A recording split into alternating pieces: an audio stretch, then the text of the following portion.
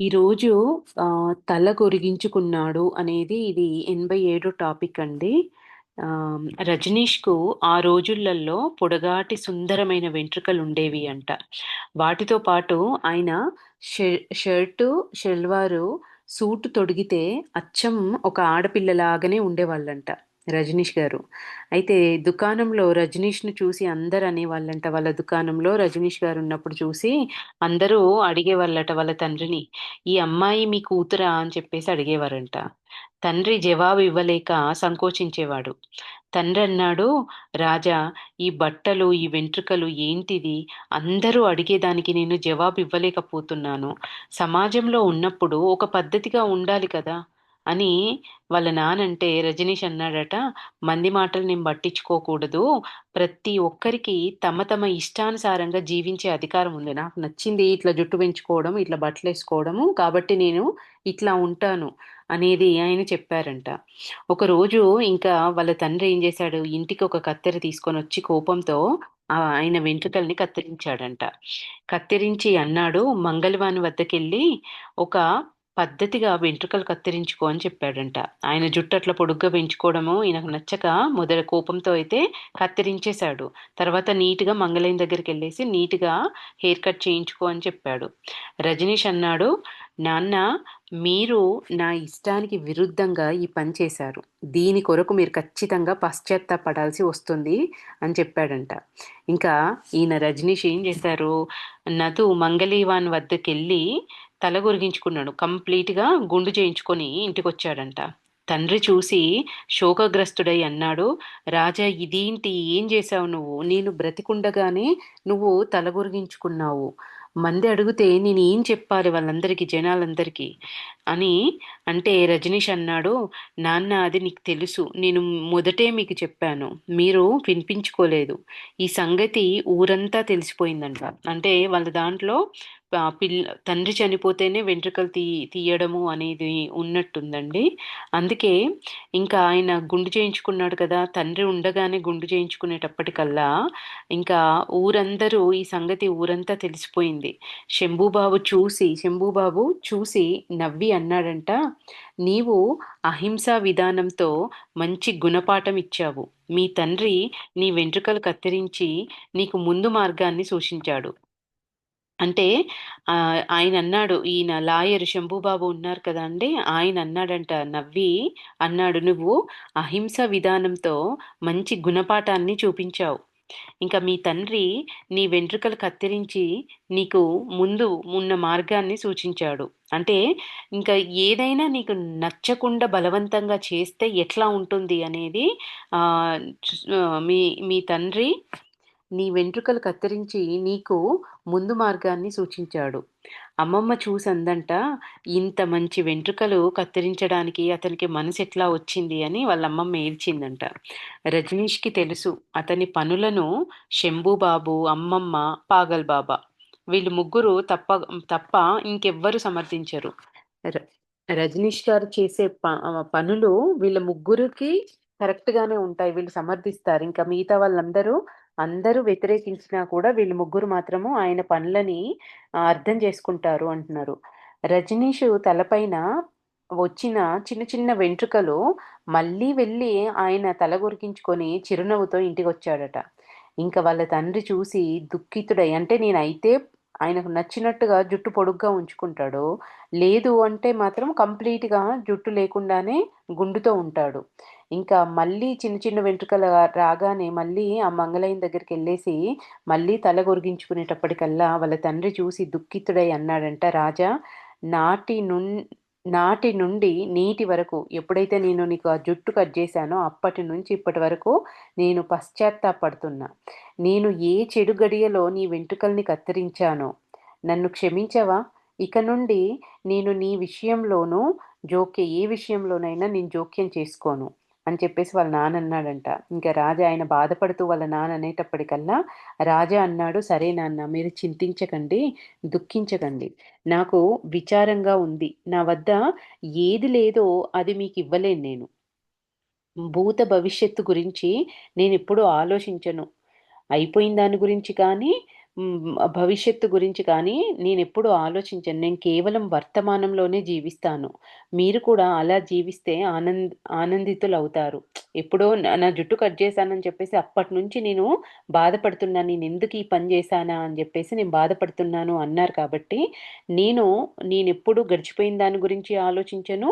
భవిష్యత్తు గురించి ఆలోచించను. నేను వర్తమానంలో జీవిస్తాను. మీరు కూడా అట్లా ఉంటే మీకు ఈ దుఃఖం అనేది ఉండదు అనేది వాళ్ళ తండ్రితో చెప్పారంట. ఇంకా నెక్స్ట్ టాపికు తాడులో పాము భ్రమ సమాప్తం. సత్యసాహబ్ అయిన కబీర్ దాస్ సాంప్రదాయానికి చెందినవాడంట. ఆయన ఆయన పేరు సత్యసాహబ్ అట అండి. ఆయన కబీర్ దాసు సాంప్రదాయానికి చెందినవాడు. ఆయన తిలకం దిద్దేవాడు. మాల ధరించేవాడు. సంస్కృతం రాకపోయినా హిందీ అనువాదము, వేదాలు, గీత చదివేవాడు. అతడు గొప్ప జ్ఞాని అనుకొని అజ్ఞానులైన పల్లెటూరు వారికి బోధించేవాడు. పల్లెటూరు వాళ్ళకి బోధించేవాడు. కానీ ఆయన గొప్ప జ్ఞాని అనుకొని అజ్ఞానులైన వాళ్ళకి బోధించేవాడంట. అతడు చెప్పేవాడు పాశ్చాత్యులు భారతదేశం నుండి జ్ఞానాన్ని తీసుకెళ్ళి రైలు మరియు విమానాన్ని తయారు చేశారు అని.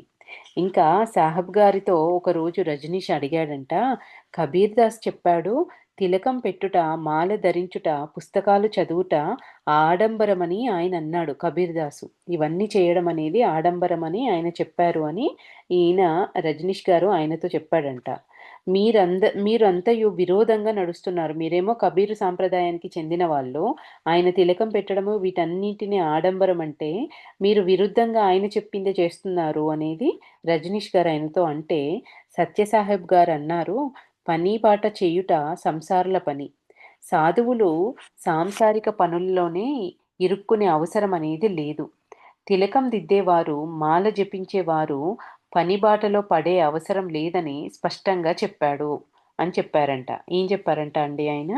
సాంసారిక పనులలో ఇరుక్కునే అవసరం లేదు. తిలకం దిద్దేవారు, మాల జపించేవారు పని బాటలో పడే అవసరం లేదని స్పష్టంగా చెప్పాడు కబీర్ దాసు. ఇది కూడా చెప్పాడు అని చెప్పారంట. ఇంకా మాయ మహాజిత్తుల మారి. మాయ కారణంగా చీకట్లో తాడు పాముగా కనబడుతుంది. ఒకప్పుడు ఆయన ఆయన చెప్తున్నారు ఇవన్నీ. ఒకప్పుడు పాము చలిలో ముడుచుకొని తాడులా అగుపడుతుంది. తాడులో పాము భ్రమను తెలుసుకున్నవాడు ముక్తుడు. అయితే ఇంక పుస్తకాలు చదువుతూ 2.5 అక్షరాల ప్రేమను చదివినవాడు పండితుడు అన్నాడు అని చెప్పాడంట ఆయన. ఈ సత్యసాహెబ్ అనే అతను కబీర్ దాసు ఆయన ఏమేం చెప్పాడు అనే దాన్ని ఇది చెప్తున్నాడు. చీకట్లో తాడు పాముగా అగుపడుతుంది. పాము చలిలో ముడుచుకొని తాడులా అగుపడుతుంది. తాడులో పాము భ్రమను తెలుసుకున్నవాడు వాడే అసలైన ముక్తుడు. పుస్తకాలు చదువుతూ 2.5 అక్షరాల ప్రేమను చదివిన వాడే పండితుడు అని ఆయన కబీర్ దాస్ చెప్పాడు అంటున్నాడు. పుస్తకాలు చదువుతూ 2.5 అక్షరాల ప్రేమను తెలుసుకున్నవాడు పండితుడు అన్నాడు అనేది ఈయన చెప్తున్నాడు సత్యసాహెబు. ఇంకా వెంటనే రజనీష్ గారు అన్నాడు, కబీర్ దాసు చదువురానివాడు. అతడు కాగితము సిర అసలు ముట్టను కూడా ముట్టలేదు. వేదశాస్త్రాలను పండితులను ఎగతాళి కూడా చేశాడు ఆయన కబీర్ దాస్ గారు. మీరు ఆయన చెప్పిన అర్థాన్ని అనర్థం చేస్తున్నారు. ఆయన చెప్పిన దాన్ని మీరు అనర్థంగా చేసి చెప్తున్నారు అనేది రజనీష్ గారు అన్నారు. ఇంకా సాహిబ్ గారు మరలన్నాడు, నిజమే, కబీర్ దాసు కాగితము సిర ముట్టలేదు నిజమే. కానీ ఆయన ఆశ్రమంలో నాలాంటి అనేక పండితులు ఉన్నారు. అతడు కబీర్ దాస్ గారు చెప్తుంటే మిగతా వాళ్ళు వ్రా వ్రాస్ వ్రాశారు అనేది ఈయన చెప్తున్నారు. అతని పద్యాలలో వేదశాస్త్రాల సారం ఇచ్చాడు కబీర్ దాసు. ఆయన పద్యాలలో వేదశాస్త్రాల సారాన్ని ఇచ్చాడు. అతడు చదువురాని వాడు ఎలా అంటావు? ఇంకా రజనీష్ అన్నాడు, మీరు అర్థాన్ని అనర్థం చేసి కబీర్ దాసును కించపరుస్తున్నారు. చదువుకున్న మీ కబీర్ దాసు సాంప్రదాయ పండితునితో నేను అడిగిపిస్తాను. అంటే మీరు చెప్పింది ప్రాపర్‌గా లేదు. మీరు సరిగ్గా చెప్పట్లేదు. ఆయన చెప్పిన దాన్ని మీరు సరిగ్గా అర్థం చేసుకోలేదు. కావాలంటే ఇదే కబీరు దాసు సాంప్రదాయానికి సంబంధించిన ఇంకా మరో చదువుకున్న పండితుడి దగ్గరికెళ్ళి నేను మీకు తెలియజేస్తాను అని ఆయనన్నారంట. ఇంక వెంబటే ఆ సాహెబ్‌కు కోపంతో అన్నాడు, "నీవు నా ఆశ్రమంలోకి వచ్చి నన్ను కబీర్ దాస్‌ను తిట్టుతావా? ఇప్పుడే బయటికి వెళ్ళిపో. నాస్తికుడా" అని చెప్పేసి ఆయన కోపంగా రజనీష్ గారిని మాటలన్నాడు. ఇంకా రజనీష్ గారన్నారు, "నీవు అబద్ధాలాడుతున్నావు. నేను తిట్టట్లేదు. నువ్వు కబీర్ దాస్‌ను కించపరుస్తున్నావు అని చెప్తున్నా నేను. ఆశ్రమము ఈ ఆశ్రమం ఏం నీ సొంత సంపత్తి కాదు. నన్ను బయటికి వెళ్ళిపో అనడానికి." నాకు పని ఉన్నందున నేనిక్కడి నుంచి వెళ్తున్నాను అని చెప్పేసి రజనీష్ గారు అక్కడి నుంచి వెళ్లారంట. సాహెబు ఏమీ అనలేకపోయాడింక. సత్యసాహెబు రోజు రాత్రి ప్రవచనము తర్వాత చీకట్లో రజనీష్ ఇంటికి అంటే ఆ రాత్రి ప్రవచనం అయిపోయిన తర్వాత చీకట్లో రజనీష్ వాళ్ళ ఇంటి పక్క సందు నుంచే వెళ్ళేవాడంట. అయితే ఈయనేం జేశారు రెండో రోజు రజనీష్ గారు ఒక కాగితం పాము తీసుకొచ్చి దానికి సన్నటి నల్ల దారం కట్టి మంచాన్ నిలబెట్టి దాని మంచం వెనకాలేమో ఈయన నిలబడ్డారు. ఆ పాముకు ఒక సన్నటి పేపర్ పాముకి సన్నటి దారాన్ని, నల్ల దారాన్ని కట్టి దాన్ని మంచం వెనకాల నిలబడి ఆ దారాన్ని పట్టుకొని ఉన్నారంట. ఇంకా ఆయన సాహెబ్ రాగానే దాన్ని ఆ నల్ల దారాన్ని ఆ పాముకు కట్టి ఉన్న దారాన్ని పేపర్ పాముకు కట్టున్న దారాన్ని గుంజాడంట. అది ఆయన పామనుకోని అది కదిలింది గదా! పేపరుది పాము కదిలేటప్పటికల్లా ఆయన పామనుకోని పరిగెత్తబోయి దోతి కాలులోకి వచ్చి పడితే వెంబటే కింద పడిపోయాడంట. కింద పడిపోగానే ఆయన కాలుకు దెబ్బ తగిలింది. పాము, పాము అని అరుస్తే చుట్టుపక్కల వాళ్ళందరొచ్చారు. రజనీష్ కూడా పరిగెత్తబోయాడక్కడి నుంచి. రజనీష్ కూడా కింద పడ్డాడంట. సాహెబ్ గారు రజనీష్‌ను తండ్రి వద్దకు తీసుకెళ్ళి అన్నాడు, "ఇతడు నా ప్రవచనం జరిగే చోటుకొచ్చి గందరగోళం చేశాడు. ఇంకా చీకట్లో కాగితం పాముని చూసి నిజమనుకోని నేను భయపడ్డాను. హార్ట్ ఫెయిల్ అయ్యి చచ్చేవాడిని బ్రతికాను నేను" అని చెప్పేసి వాళ్ళ తండ్రి దగ్గరికెళ్ళి కంప్లెయింట్ ఇచ్చాడు. రజనీష్ అన్నాడంట, "మీరు రోజు బోధిస్తారు. ఏమని? సంసారం ఒక మాయ, తాడులో పాముని చూసి భ్రమ అనేది మాయ. కాగితం పామును నిజమైన పాము కాదని మీరేమన్నా తెలుసుకుంటారో అనుకోని నేను పరీక్షించాను. మీరు రోజు తెల్లవారితే చెప్పేది ఇదే కదా! సంసారం ఒక మాయ, తాడుని మనం పామనుకోని భ్రమపడుతున్నాము. దాన్ని గుర్తించితే మనం మాయ నుంచి బయటపడతాము అని చెప్తారు కదా! అట్లానే మీరు గుర్తిస్తారేమో ఇది పేపర్ పామని అని నేననుకున్నాను" అన్నారంట. ఇంకా సాహెబు రజనీష్ తండ్రితో అన్నాడు, "మీ కొడుకు పరీక్ష చేసి ప్రాణాలు తీస్తాడా ఇట్లా?" అని అడిగితే తండ్రి సాహెబ్ గారి కాలుకు ముందు దెబ్బ తగిలింది గదా ఆయనకి. ఆయన కాలుకు మందు పెట్టి తర్వాత రజనీష్‌తో అన్నాడంట, "రాజా సత్యసాహెబు చాలా పెద్ద మనిషాయన. అలా చేయటం తప్పు. మీరు రాజాకు ఏ శిక్షిస్తారో ఇవ్వండి. నేను మాత్రం మధ్యలో రాను."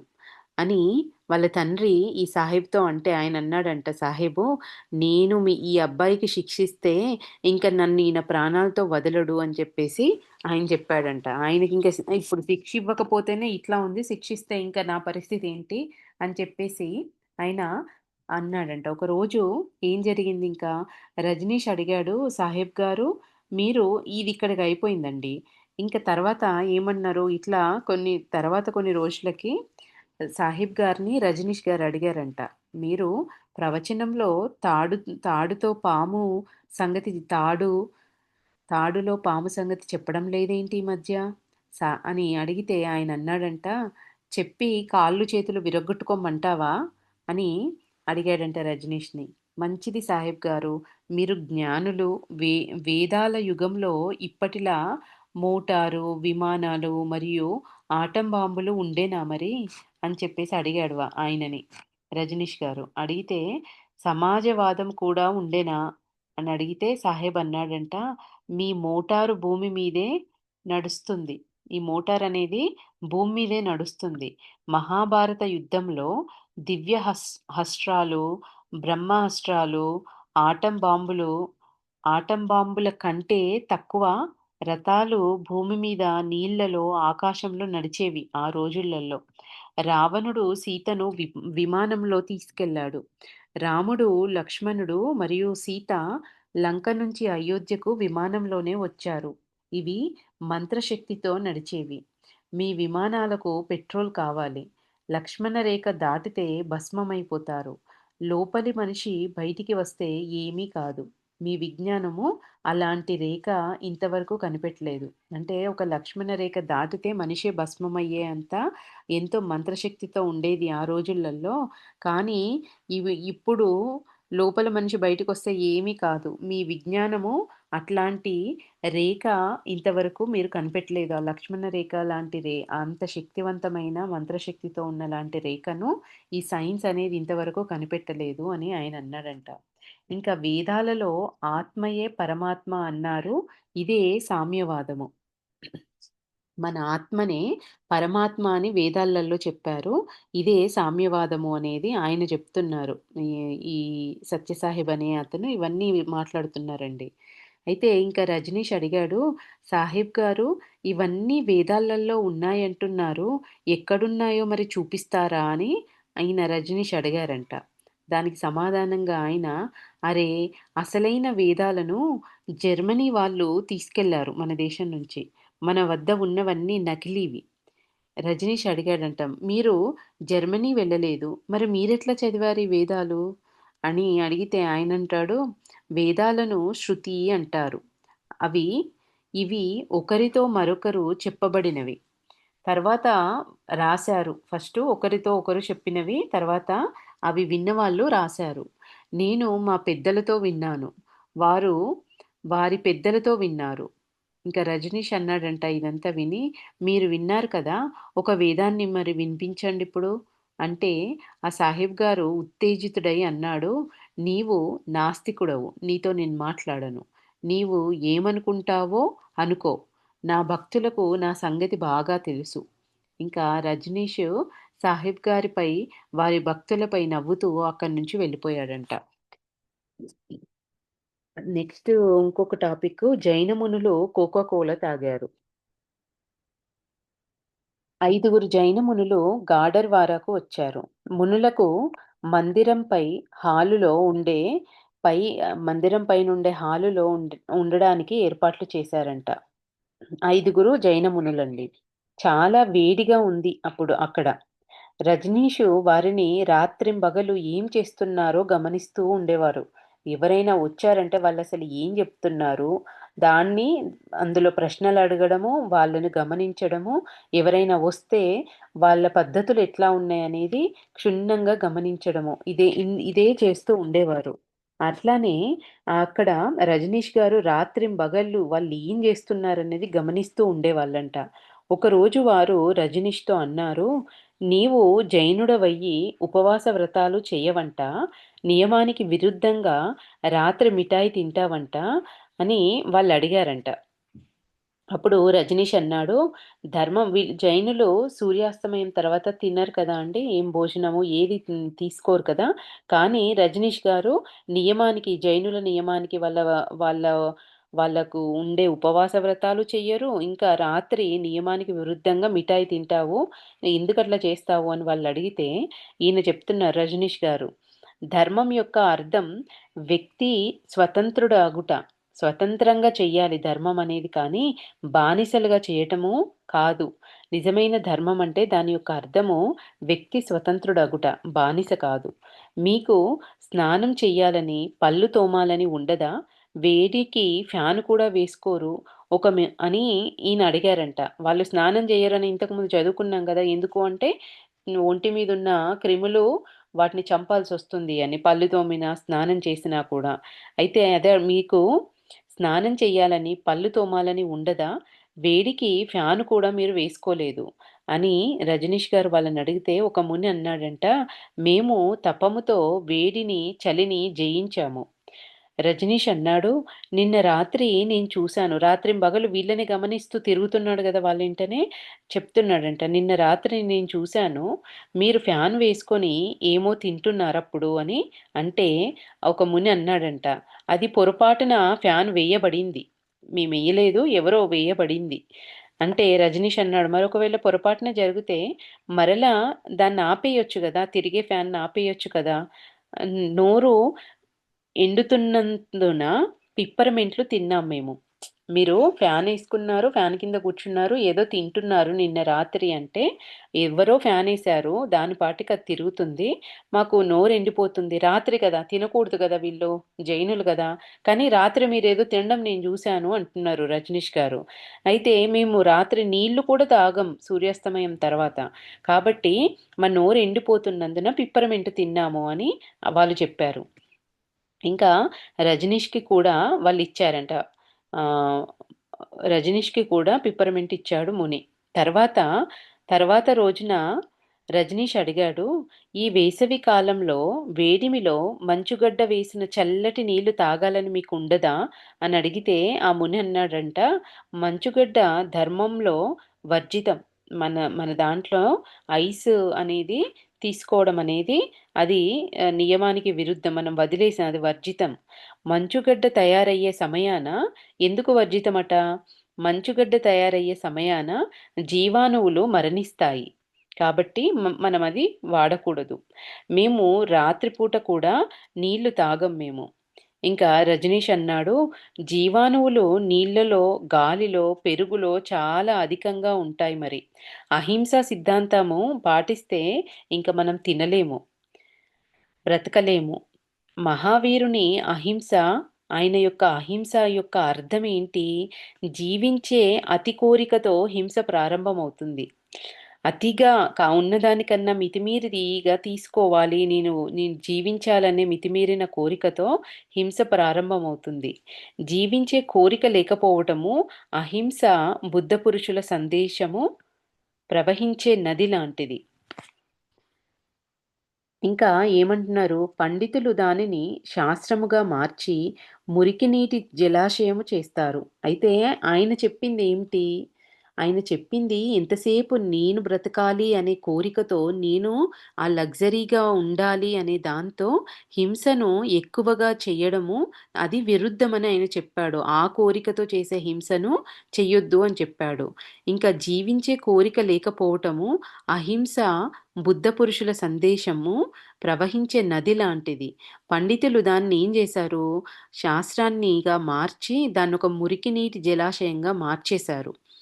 పాలు అంటే వీళ్ళు జైనులు ఆ కాలంలో ఎట్లా ఉండేదట అంటే అండి, పాలేమో ఇంక చెప్తున్నారు ఓషో గారు, "పాలు కణముల రక్తము, దూడ ఆహారాన్ని మీరు తాగుతారు. పాలేంటి? తెల్ల కణాలతో ఏర్పడిన రక్తము. రక్తమే పాల రూపంలో తెల్ల కణాలతో ఏర్పడింది. పాలలాగా మారింది. దాన్ని అది దూడ ఆహారము. ఆ దూడ ఆహారాన్ని మీరు తాగుతారు పాలు. ఇంకా చెట్టు నుంచి తెంపినయి కూడా తినకూడదు. రాలినవి తినాలి నిజానికి. కానీ మీరు అన్ని పళ్ళను తెంపేసి తింటారు చెట్టుకున్న పళ్ళను. ఇంకా టమాటా, ఎర్రని పుచ్చపండు ఇవి రక్తం రంగని తినరు. టమాటా ఎర్రగా ఉంటుంది. ఈ వాటర్ మెలన్ గూడా రెడ్ కలర్‌లో ఉంటుంది కాబట్టి రక్తం అదే కలర్‌లో ఉంటుందని తినరు. మరెన్నో ఎర్రని పళ్ళు తింటారు మళ్ళీ. ఇవి 2 మాత్రము రక్తం రంగులో ఉన్నాయని తినరు. ఇంకా వేరే ఉన్న పొమోగ్రానేట్ ఇట్లాంటివి మాత్రం తింటారు. భక్తులకు మీరు భక్తుల్ని మీరు నడిపించట్లేదు. భక్తులు చెప్పినట్లు మీరు నడుస్తున్నారు. నేను చెప్పిన మాటలను పక్షపాతం లేకుండా శాంతితో ఆలోచించండి అని చెప్పేసి నమస్కారం పెట్టారంట. ఇంకా ఇది రెండో రోజు జరిగింది. మూడో రోజు రజనీషు ఒక కోకా కోలా సీసాలు సంచిలో తీసుకెళ్ళి మునులతో అన్నాడంట. ఏమని? "నిన్న రాత్రి మీ భక్తులు కోకో కోలా తాగుతుంటే మీ మనసంతా వాటిపైనే ఉంది. వాళ్ళనే గమనిస్తూ ఉన్నారు కదా! భక్తులు తాగుతూ ఉంటే ఈ 5గురు జైన మునులు వీళ్ళ మనసంతా కోకో కోలా బాటిళ్ళ పైననే ఉండే మీకు. కాబట్టి మీ కొరకు నేను తెచ్చాను. తాగండి అని చెప్పేసి ఈ కోకో కోలా సీసాలు సంచిలో నుంచి తీసిచ్చారంట. ఒక ముని అన్నాడు, "ఏమి నీవు మాకు పరీక్ష చేయాలనుకుంటున్నావా? అందుకని ఈ బాటిల్ పట్టుకొనొచ్చావా?" అని చెప్పేసి ఆయనడిగితే రజనీష్ అన్నాడంట, "నేను ప్రేమతో తీసుకొచ్చాను మీకు. నేను మీరు తాగినట్లు ఎవ్వరితో చెప్పను కూడా. తర్వాత మీ ఇష్టం మరి" అని చెప్పగానే వీళ్ళు మరొక ముని ఇందులో ఉన్న ఈ 5గురిట్లలో ఒక ముని అన్నాడంట, "నీవు చెప్పే మాటల్లో చాలా సారం ఉంది. శాస్త్రాలలో కోకో కోలా తాగవద్దని ఎక్కడా లేదు. వీటిలోకి జీవాణువులు వెళ్ళే అవకాశమే లేదు. కానీ టమాటా, పుచ్చపండు నిషేధం మనకు." ఐదుగురు ఇది అనగానే ఐదుగురు చక్కగా కోకో కోలా తాగారంట. ఇంకా నాలుగో రోజేమో ప్రవచనానికి నలుగురు మునులే వచ్చారు. ఐదుగురిట్లల్లో నలుగురొచ్చారు ప్రవచనం చెప్పే దగ్గరికి. ఒక ముని ఆయనకేదో అనారోగ్యం కారణంగా ఆయన ప్రవచనం చెప్పే ప్లేస్‌కి రాలేదు. ఇంకా ఒక సింహాసనం ఖాళీగా ఉంది. దానిపైన రజనీష్ ఎళ్లి కూర్చున్నాడంట. ఇంకా అందరూ వ్యతిరేకించారు. "అదేంటి మునులు కూర్చునే ప్లేస్‌లో నువ్వెళ్లి కూర్చొని మునులకు అవమానం చేస్తున్నావు" అని చెప్పేసి అందరూ వ్యతిరేకించారు. ఇంకా రజనీష్ నలుగురి వైపు చూసి అన్నాడంట, "సీసాల సంగతి అందరికి చెప్తా నేను" అని జెప్పేసి. ఇంకా మునులు గంభీరంగా మౌనంగా అయిపోయారు ఏమనకుండా. అందులో నుంచి ఒక ముని అన్నాడంట, "ఈ బాలుడు" ఇంకా వాళ్ళు వాళ్ళు సర్దుకుంటున్నారు. "ఈ బాలుడు జైన శాస్త్రాలను చాలా అధ్యయనం చేశాడు. కు అన్ చేశాడు కాబట్టి ఇక్కడ కూర్చున్నాడు. ఇక కూర్చొనిద్దాం లెండి" అని ఆయనన్నారంట. అందరూ ఆశ్చర్యపోయారు. అదేంటి ఈయనిట్లా మాట్లాడుతున్నాడు అని చెప్పేసి. ఇంకా సీసాలు అనగానే మునులు మౌనమైపోయారు. వీరు సారాయి త్రాగగా రజనీష్ చూసాడా?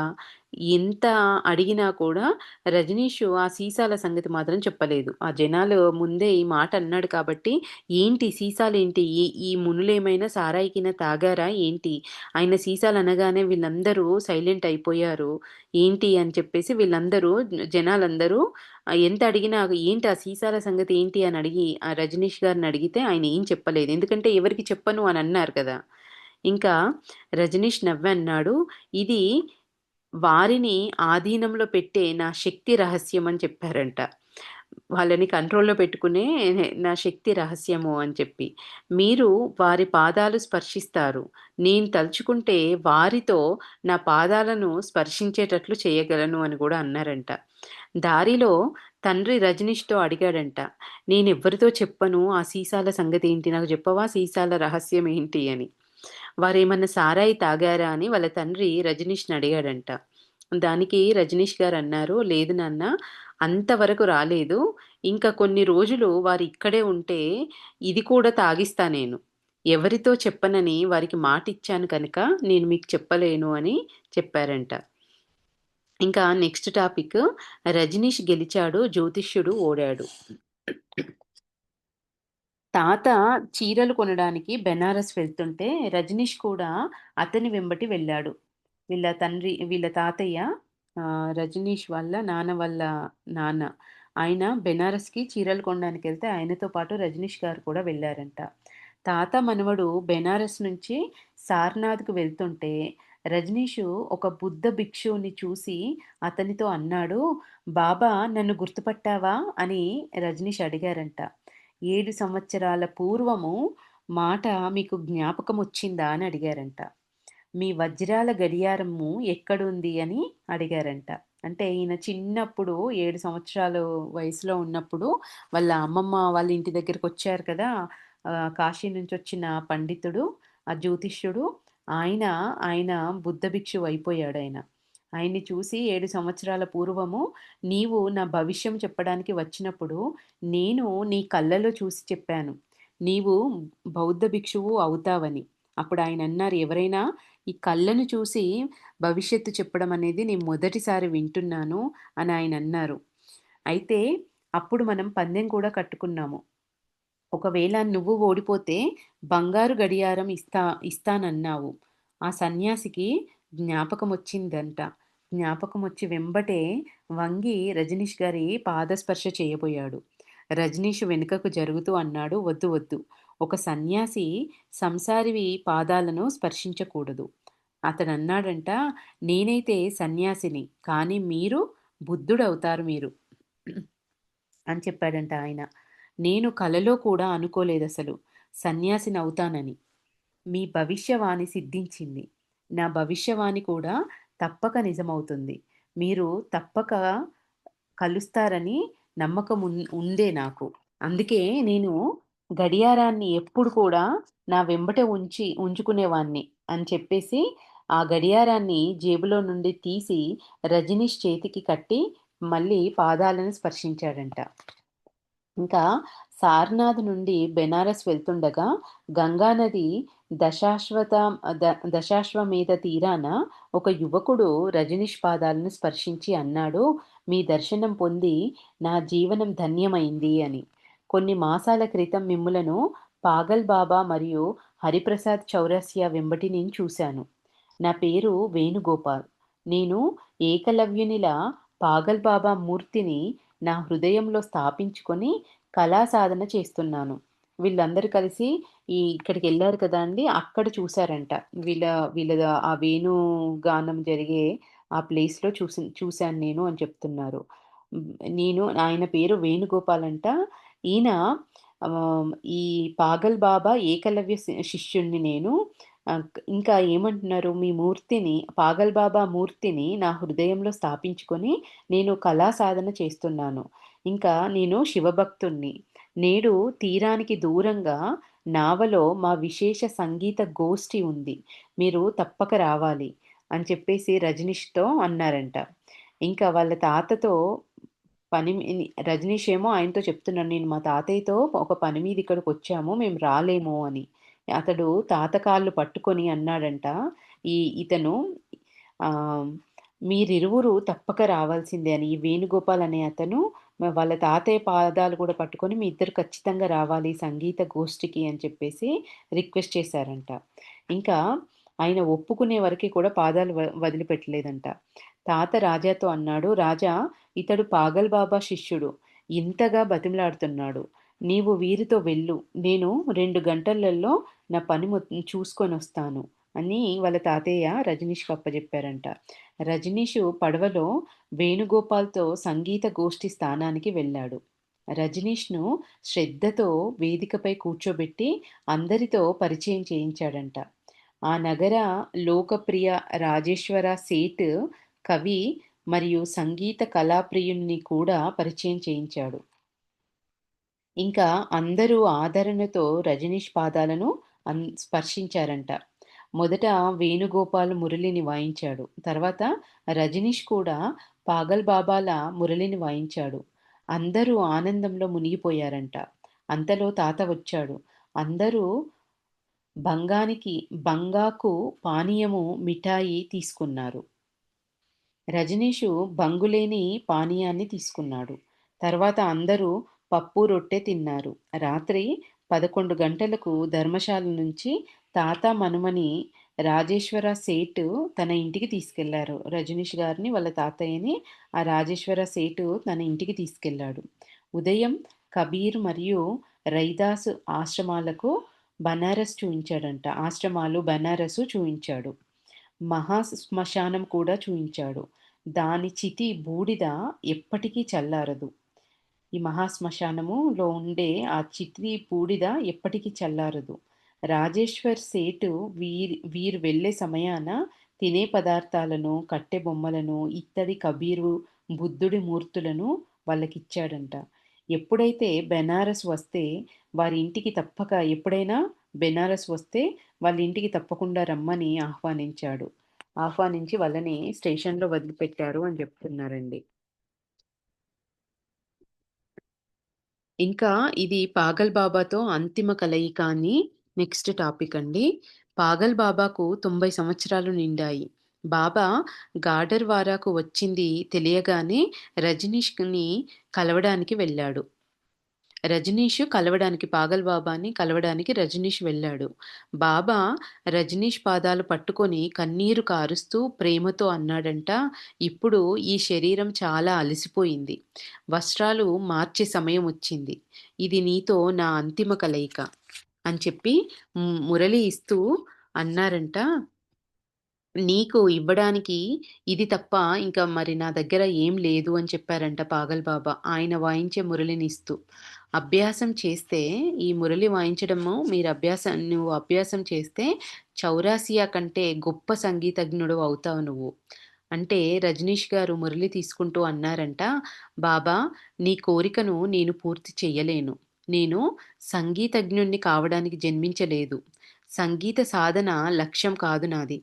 నా లక్ష్యమేమిటో మీకు బాగా తెలుసు" అని చెప్పి బాబా రజనీష్‌ను అని మీకు బాగా తెలుసు అనగానే, ఆ బాబా రజనీష్‌ను హృదయానికి అదుముకొని ఏడుస్తూ అన్నాడంట, "నాకు తెలుసు. నేను నాదం ద్వారా పొందాను. నీవు సాక్షి భావంతో పొందగలవు" అన్నారంట. అంటే నేను ఈ సంగీత వాయిద్యంలో ఉన్న ఈ నాదం ద్వారా నేను ఆ ఉన్నతమైన స్థితిని అనుభవాన్ని నేను పొందగలిగాను. నీవు సాక్షి భావనతో పొందగలవు. ఇదే కాదు, నీవు ప్రకాశము, నాదము, గంధము, స్వాదము మరియు స్పర్శ ద్వారా కూడా నువ్వు పొందగలవు. కృష్ణునిలా అన్ని మార్గాలను నువ్వు బోధించగలవు. నీకు చాలామంది అర్జునులు లభింతురు. కానీ అది చూడ్డానికి నేనుండను. ఇంకా రజనీష్ పాగల్ బాబా చుట్టూ కాంతి మండలంలోని నల్లని మరకలు గమనించి అర్థం చేసుకోలేకపోయారంట. ఆయన ఆరాలో చుట్టూ ఆయన కాంతి మండలంలో నల్లటి మచ్చలను గమనించారంట. అవి ఏంటి అనేది రజనీష్ గారికి అర్థం చేసుకోలేకపోయారంట. "బాబా, నీవు నన్ను కాపాడాలని అందరికీ చెప్తావు. కానీ మా అమ్మమ్మకి ఎందుకు చెప్పవు" అని రజనీష్ గారు అడిగారు బాబాని. ఆయన నవ్వి అన్నాడంట, "ఆమె తన ప్రాణాన్ని లెక్క చేయకుండా నిన్ను కాపాడుతుంది. కావున నేనామెకు చెప్పే అవసరమే లేదు" అని చెప్పారంట. రాజా అన్నాడు, "నాకు మృత్యువుతో ఏమాత్రం భయం లేదు. కానీ మృత్యువే నన్ను చూసి పారిపోతుంది. శివాలయంలో విషనాగు నా కాళ్ళను స్పర్శించి వెళ్ళిపోయింది. వరద నది నుండి వరద నది సుడిగుండాలలో నేను దుమికినా కూడా నా మిత్రుని వెతికినప్పుడు, ఆ సుడిగుండాలలో దూకి నా మిత్రుడిని వెతికినప్పుడు నది నన్ను కాపాడింది. నన్నేం ముంచలేదు." అప్పుడు బాబా అన్నాడంట ఇది విని, "నది, పర్వతాలు, అడవి, పశువులు, పక్షులు అందరూ నీకు మిత్రులే. నీకు అపాయముంది కేవలం మనుష్యులతోనే ఉంది. మనుష్యులు జంతువుల కంటే కూడా హీనులు." రాజా అడిగాడంట ఇదంతా విని, "బాబా, నేను చేసే పనులన్నీ అందరికీ తప్పుగా తోస్తాయి. నాకు మాత్రం ఏం తప్పనిపించదు నేను చేసే పనులు. దీనికి కారణమేంటో చెప్పగలరా?" అని అడిగారంట. బాబా నవ్వి అన్నాడు, "నీవు సరిగ్గానే చేస్తావు. మన అనుభవమే నిజమైన అనుభవం. పరుల మాటలను పట్టించుకోకూడదు. దానివల్ల శిక్ష లభించినా ఆనందంతో స్వీకరించు. అది పురస్కారం అనుకో" అని చెప్పారంట. అంటే మనము స్వయంగా పొందే అనుభవమే నిజమైన అనుభవము. పరుల మాటలను పట్టించుకోకూడదు. దానివల్ల నువ్వు చేసే పనుల వల్ల శిక్ష లభించినా కూడా నువ్వు ఆనందంతో స్వీకరించు. అది నీకు పురస్కారమే అనుకో అని చెప్పారంట. దీన్నిక్కడికి ఆపుదామండి ఈ రోజుకి.